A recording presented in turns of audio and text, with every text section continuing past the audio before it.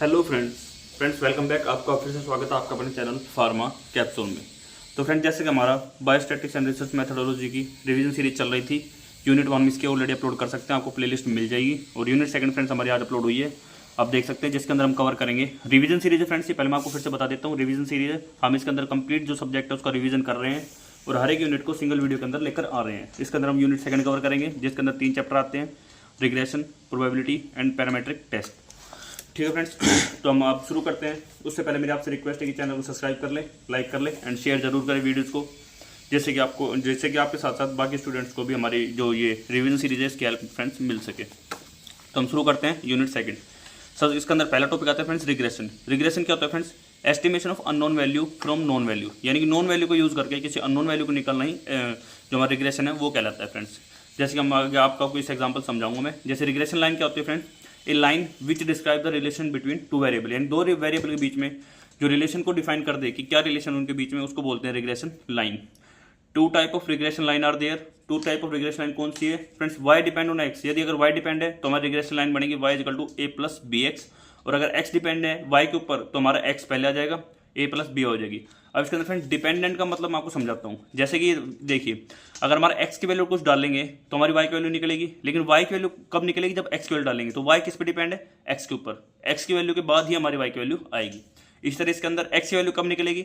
जब वाई के अंदर कुछ पुट करेंगे, यानी कि हमारा वाई के अंदर 10 पुट करेंगे तो ए प्लस 10 भी आ गया, तो हमारी एक्स की वैल्यू आ गई। तो इसी तरह फ्रेंड्स एक्स है हमारा इंडिपेंडेंट और वाई डिपेंडेंट। यहाँ पर वाई इंडिपेंडेंट, एक्स डिपेंडेंट, तो इसलिए फ्रेंड्स इसको डिपेंडेंट बोलते हैं। इसके बाद आता है हमारा curve fitting bye least square method. Friends के अंदर सिंपल सी है कि लिटिल कॉम्प्लिकेटेड है, थोड़ा सा मेथड कॉम्प्लिकेटेड है, बट हमारा जो ये मेथड है ये एक्यूरेट मेथड है to find out regression equation, यानी कि रिग्रेशन की जो हमारी इक्वेशन होती है Y is equal to A plus B X, इसको फाइंड करने के लिए हमारा एक्यूरेट मेथड होता है फ्रेंड्स। यूज टू प्रिडिक्ट करता है क्या? डिपेंडेंट वेरिएबल को, यानी डिपेंडेंट वेरिएबल का पता लगाता है, और उसके अंदर जो रिग्रेशन लाइन की इक्वेशन आती है वो Y is equal to A plus B X आती है। इसके बाद आता है हमारा fitting the line. Fitting the lines में क्या आता है फ्रेंड्स? दो टाइप की होती है हमारी जो लाइन्स होती है, रिग्रेशन लाइन होती है, वो दो टाइप की हमने पढ़ी है, Y equal to A plus B X और X equal to A plus B Y. अब Y equal to A plus B X में क्या है फ्रेंड्स? हमारा वाई है, वाई है हमारा वो डिपेंडेंट है और एक्स हमारा इंडिपेंडेंट है, नोन एज लीनियर रिग्रेशन। इसको लीनियर रिग्रेशन बोलते हैं क्योंकि इसके अंदर कोई स्क्वायर वगैरह नहीं आ रहा है। उसके अंदर जो फॉर्मूला आता है friends, B equal to N summation of X minus summation of X summation of Y upon N summation of X square minus summation of X का होल स्क्वायर। तो अगर आप ये फॉर्मूला ना भी याद करें तो भी कोई जरूरी नहीं है, बाकी एग्जाम में कभी कोई पूछ ले जाता है। इसके बाद हमारा आता है X equal to A plus B Y. इसके अंदर बस आपको वेरिएबल चेंज करने हैं, इसके अंदर हमारा एक्स डिपेंडेंट हो जाएगा और वाई इंडिपेंडेंट हो जाएगा। बाकी हमको ये लाइन इसके अंदर रिपीट कर देंगे जब लिखा हुआ है same as just change the X and Y role, यानी कि एक्स और वाई का रोल चेंज करना है। एक्स यहाँ पर डिपेंडेंट यहाँ पर इंडिपेंडेंट, और वाई यहाँ पर डिपेंडेंट यहाँ पर इंडिपेंडेंट।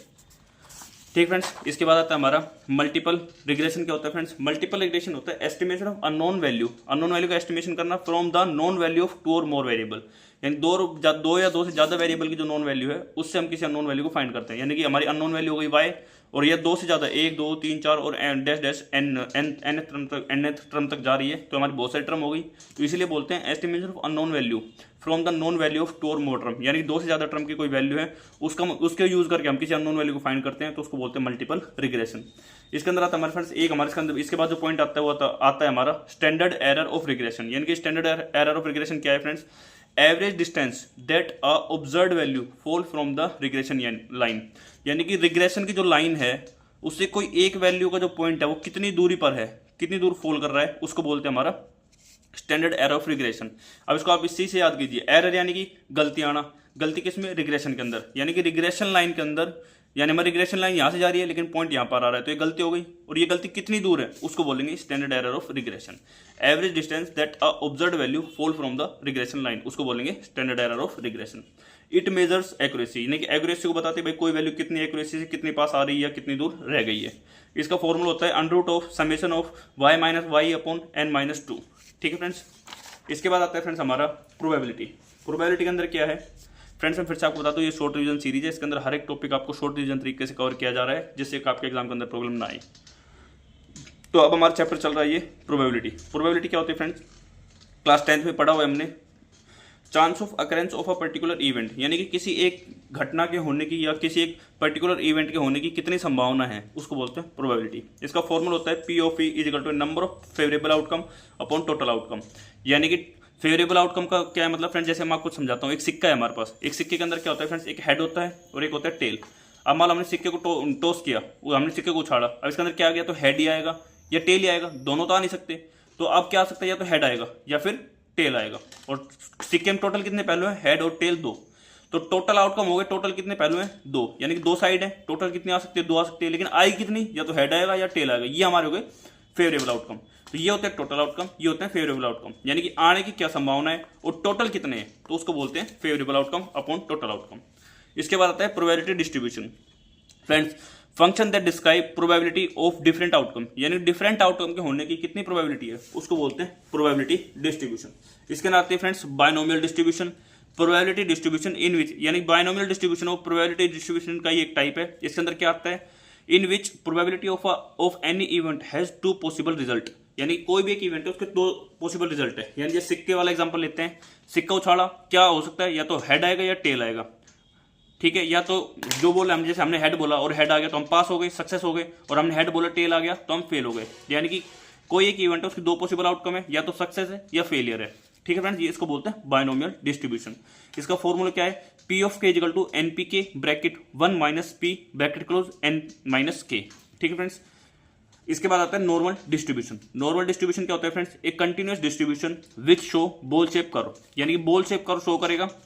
नॉर्मल डिस्ट्रीब्यूशन क्या होगा फ्रेंड्स, कोई भी एक चीज है उसके आने की संभावना बिल्कुल इक्वल होगी दोनों साइड में, यानी क्या होगा, जिसके अंदर in this mean equal to mode होगा और मोड बराबर मीन होगा, यानी मीन मोड मीडियन तीनों बराबर होंगे, बॉल शेप कर्व फॉर्म करेगा, ठीक है फ्रेंड्स। और बीच में एक बल्ज शो करेगा फ्रेंड्स, बल्ज मतलब होता है एक उठाव शो करेगा। इसके अंदर सिमेट्रिकल डिस्ट्रीब्यूशन होगा, देख लीजिए जो इतना इस साइड जो सेम है इसी साइड भी वही डाटा सेम आ रहा है, यानी कि सिमेट्रिकल डिस्ट्रीब्यूशन बीच में से हो रखा है। इसके बाद आता है हमारा पॉइजन डिस्ट्रीब्यूशन। पॉइजन डिस्ट्रीब्यूशन का मतलब होता है फ्रेंड्स, ये किसने दिया था सबसे पहले, ये एस डी पॉइजन्स ने दिया था, इसलिए इसको पॉइजन डिस्ट्रीब्यूशन बोलते हैं। और ये 1837 के अंदर दिया गया था फ्रेंड्स।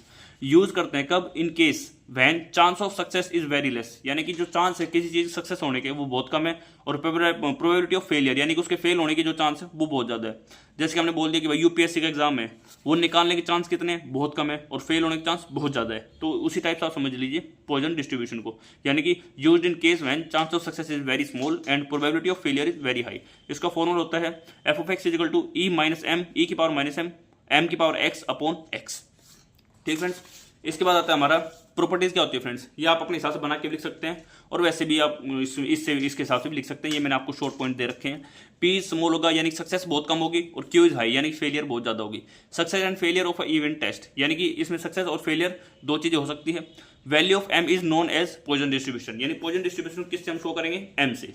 इसके अंदर इसकी जो एप्लीकेशन वो क्या होती है, नाउन, ये क्या करता है, to count number of defects, defect को काउंट करता है, count number of grams, grams count करता है, काउंट नंबर ऑफ पार्टिकल्स वगैरह, तो इनको काउंट करने में काम आता है फ्रेंड्स। इसके बाद आता है हमारा सैम्पलिंग कंसेप्ट, जो प्रोबेबिलिटी के अंदर ही सेकंड पार्ट है फ्रेंड्स, हमारे सिलेबस के अंदर गिवन है। इसके अंदर कुछ डेफिनेशन हमको याद करनी है। पॉपुलेशन, पॉपुलेशन क्या होती है friends, entire group under study, यानी कि हम किस ग्रुप के ऊपर स्टडी कर रहे हैं उसको बोलते हैं पॉपुलेशन। और सैंपल क्या होता है, इसी पॉपुलेशन का एक स्मॉल पार्ट, उसको बोलते हैं sample. Small group selected from population, यानी पॉपुलेशन के अंदर से कोई स्मॉल ग्रुप, उसको बोलते हैं सैंपल। अब सैंपल फ्रेंड्स दो टाइप से डिफाइन किया गया है, large sample, small sample. Large sample किसको बोलेंगे, sample which contain object more than 30, यानी 30 ज्यादा ऑब्जेक्ट होंगे या 30 से ज्यादा सैंपल होगा तो उसको बोलेंगे हम लार्ज सैंपल, और 30 से कम होगा तो उसको बोलेंगे स्मॉल सैंपल। इसके बाद आता है फ्रेंड्स हमारा नल हाइपोथेसिस। नल हाइपोथेसिस क्या होती है फ्रेंड्स, जनरल स्टेटमेंट होती है विच स्टेट नो रिलेशनशिप, जिसका कोई रिलेशनशिप नहीं होता अलग अलग वेरिएबल के साथ, उसको बोलेंगे नल हाइपोथेसिस। जैसे हम दोबारा इसके डेफिनेशन को और सिंपल करें, general statement which state no relationship between 2 variable and phenomena, यानी 2 वेरिएबल या फिनोमिना के बीच में कोई रिलेशनशिप जो शो नहीं करता उसको बोलते हैं नल हाइपोथेसिस। जैसे drug is equal to drug B, इसके बीच में कोई रिलेशन कुछ नहीं दे रखा तो उसको बोलेंगे नल हाइपोथेसिस। इसके बाद आता है हमारा अल्टरनेटिव हाइपोथेसिस। अब इसी का उल्टा है तो इसको उल्टे तरीके से समझिए, जो रिलेशनशिप शो करे उसको बोलेंगे अल्टरनेटिव हाइपोथेसिस, जिसको हम एच नोट से डिनोट करते हैं। जनरल स्टेटमेंट, ये भी एक जनरल स्टेटमेंट होती है जिसके अंदर which show a relationship between 2 different variables, यानी 2 अलग अलग वेरिएबल के बीच में रिलेशनशिप या डिफरेंस को जो बताए उसको बोलते हैं अल्टरनेट हाइपोथेसिस। इसके बाद आता है हमारा एसेंस ऑफ सैम्पलिंग, यानी कि सैम्पलिंग का क्या है, सैम्पलिंग कंसेप्ट क्यों है, उसका जो फाइनल रिजल्ट आता है सैम्पलिंग क्यों करते हैं, यानी कि उसका एसेंस क्या है, सार क्या है सैम्पलिंग का। तो उसके अंदर आता है friends, it is a study, ये एक स्टडी होती है of small part of full sample, यानी कि किसी जो बड़ा सैंपल है उसके स्मॉल पार्ट की स्टडी होती है टू अंडरस्टैंड इट, यानी कंप्लीट सैंपल को समझने के लिए उसके किसी एक छोटे पार्ट की हम स्टडी करते हैं तो उसको बोलते हैं सैम्पलिंग। ठीक है फ्रेंड्स। एडवांटेज क्या होती है इसकी, मोर एफिशिएंट होता है, फास्ट होता है, चीपर होता है, मोर एक्यूरेट होता है, मोर डिटेल होता है। और डिसएडवांटेज के अंदर देखें तो डिफिकल्ट टू सिलेक्ट, यानी सिलेक्ट करने में डिफिकल्टी आती है, और एक लिमिटेड होता है फ्रेंड्स ये। इसके बाद आता है फ्रेंड्स हमारा टाइप ऑफ सैम्पलिंग। इसको आप डायरेक्ट इसके नाम से हिसाब से समझ जाएंगे हर एक पॉइंट को। Simple random sampling. Simple random मतलब कोई एक बड़ा सारा सैंपल है, उसमें से कोई भी हमने रैंडमली उठा लिया, उसको बोलते हैं सिंपल सैम्पलिंग। इसके बाद आता है स्ट्रेटिफाइड सैम्पलिंग। इसके अंदर क्या होता है, हम एक जो हमारा सैंपल है उसको दो होमोजेनियस ग्रुप में, अलग अलग ग्रुप में डिवाइड करते हैं, उसके बाद हम दोनों में से एक अलग अलग सैंपल उठाते हैं, उसको बोलते हैं स्ट्रेटिफाइड सैम्पलिंग। इसके बाद आता है सिस्टमैटिक सैम्पलिंग। सिस्टमैटिक सैम्पलिंग के अंदर friends population arrange in order, यानी कि पर्टिकुलर ऑर्डर के अंदर हम असेंडिंग, डिसेंडिंग या किसी और प्रॉपर्टी के ऊपर उनको अरेंज करते हैं, और उसके अंदर से हम किसी सैंपल को उठाते हैं, तो उसको बोलते हैं सिस्टमैटिक सैम्पलिंग। इसके बाद आता है multi stage sampling. Multi stage के अंदर हम जो भी सैंपल होते हैं उसको अलग अलग स्टेज के ऊपर सिलेक्ट करते हैं, जैसे कि sample selected at various stage. इसके बाद आता है convenience sampling. Selection based on availability, यानी जो सैंपल अवेलेबल है उसी को सिलेक्ट कर लिया। इसके बाद आता है कोटा सैम्पलिंग। कोटा के अंदर आता है population divide into 2 quota based on research, यानी रिसर्च के ऊपर हम जो पॉपुलेशन उसको डिवाइड कर देते हैं अलग अलग कोटा के अंदर, उसके बाद उसको सिलेक्ट करते हैं। इसके बाद आता है एरर। एरर क्या होता है फ्रेंड्स, एरर होता है हमारा wrong decision take during hypothesis, यानी कि हाइपोथेसिस के ड्यूरिंग हम जो भी रॉन्ग डिसीजन ले लेते हैं उसको बोलते हैं हम एरर। अब एरर कितने टाइप होते हैं, टाइप 1, टाइप 2। टाइप 1 एरर क्या होता है friends, rejecting the null hypothesis when it is true, यानी कि हमने यहाँ पे पढ़ा था जो नल हाइपोथेसिस, अगर नल हाइपोथेसिस ट्रू हो गई हमारी और हम उसको फिर भी रिजेक्ट कर दिया तो उसको बोलेंगे टाइप 1 एरर। और टाइप 2 एरर क्या होता है friends, accepting the null hypothesis when it fall, अगर हमारा नल हाइपोथेसिस फॉल्स है और हमने उसको एक्सेप्ट कर लिया तो उसको बोलेंगे हम टाइप 2 एरर। इसके बाद आता है standard error of mean. Standard error of mean के क्या डेफिनेशन है, it tell how much a sample mean vary from the true population, यानी ट्रू पॉपुलेशन जो सैंपल ऑफ मीन है वो कितना वेरी कर रहा है उसको बोलेंगे हम standard error of mean. Standard error of mean का फॉर्मूला होता है सिग्मा अपॉन √n। ठीक फ्रेंड्स। इसके बाद आता है फ्रेंड्स हमारा जो है पैरामेट्रिक टेस्ट। इसी का सेकंड पार्ट है नॉन पैरामेट्रिक टेस्ट, जो हम अगली यूनिट में पढ़ेंगे, जिसके लिए आप चैनल को सब्सक्राइब कर लीजिए, वो भी जल्दी चैनल पर आने वाली है। इसके बाद आता है नॉन जो पैरामेट्रिक टेस्ट है, इसके अंदर फ्रेंड्स आता है test that assume that data follows a normal distribution, यानी वो टेस्ट जो एज्यूम करता है कि डाटा एक नॉर्मल डिस्ट्रीब्यूशन को फॉलो कर रहा है, उसके अंदर हम पैरामेट्रिक टेस्ट लगाते हैं। इसके अंदर कुछ की पॉइंट आते हैं जो कि आप हर एक सेपरेट टेस्ट के अंदर भी डाल सकते हैं बाद में।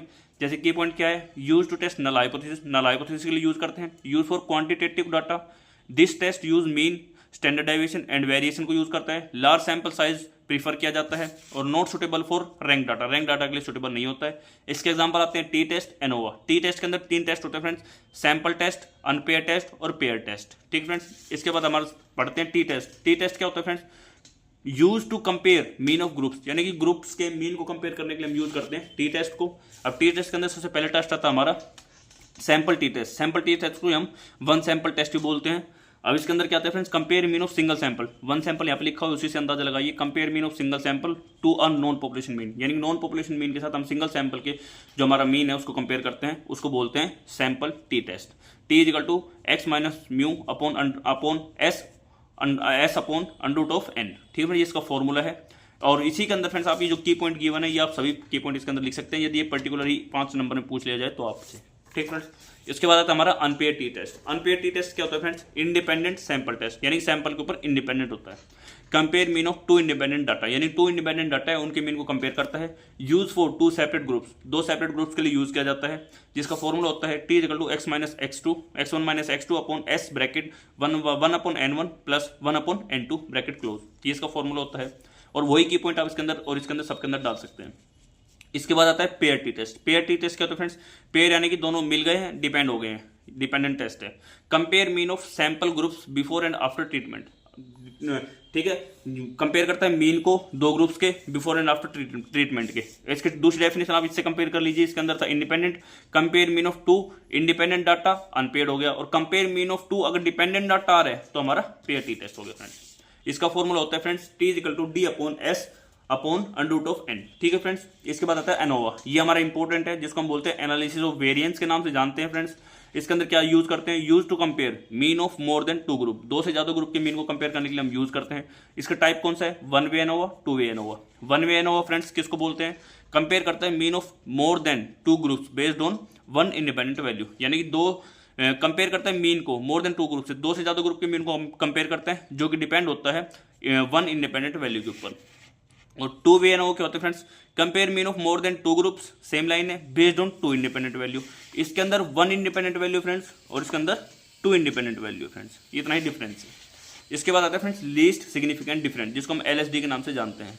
इसकी क्या फुल फॉर्म है, इसकी डेफिनेशन क्या होगी friends, minimum number by which 2 mean must differ, यानी कि दो मीन जो है वो आपस में डिफर करने चाहिए, कितने, मिनिमम कितना डिफर करना चाहिए, उसको बोलते हैं लीस्ट सिग्निफिकेंट डिफरेंस।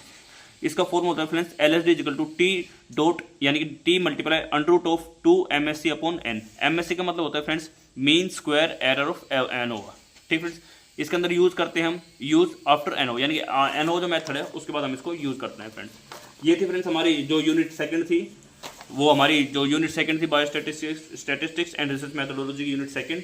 अब हम जल्दी यूनिट 3rd 4th 5th लेकर आएंगे, जिसके लिए आप चैनल को सब्सक्राइब कर लीजिए। एंड फ्रेंड्स मैं फिर से आपको बता दूं, रिवीजन सीरीज है, इसके अंदर हम जल्दी जल्दी हर एक यूनिट कवर करें, जिससे आपके एग्जाम के अंदर रिवीजन हो जाए।